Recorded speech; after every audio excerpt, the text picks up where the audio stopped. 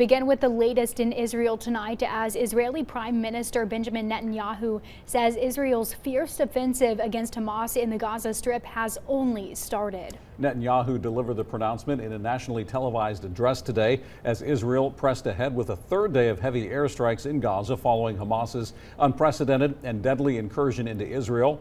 Netanyahu declared that, quote, "What we will do to our enemies in the coming days will reverberate with them for generations," unquote. Israel formally declared war on Sunday.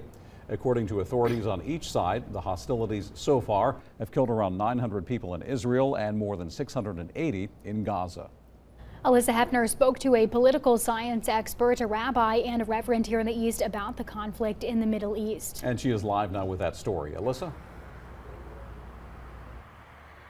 Courtney, Dave, I'm here at the Jewish temple in Greenville, and Rabbi Dawn Rose says she felt a mix of emotions when she saw the photos from Israel, and her and the congregation are actively working to help Israel in any way possible.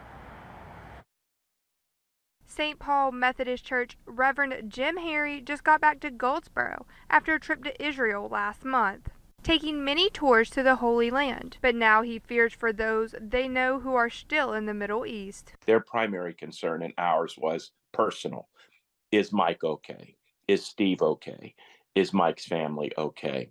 Political science expert Hannah Kassab says this conflict has been going on for years, and unfortunately, he doesn't see an end in sight. It's not going to be resolved very easily. There's going to be a lot of bloodshed on both sides, and this is probably one of the most horrific events that could have happened for the state of Israel and for the Palestinian people. Kassab says even if there is a resolution, he says the aftermath will still be an ongoing concern. How are we going to move past that? How are they going to move past that? How is the region ever going to be stable after this event?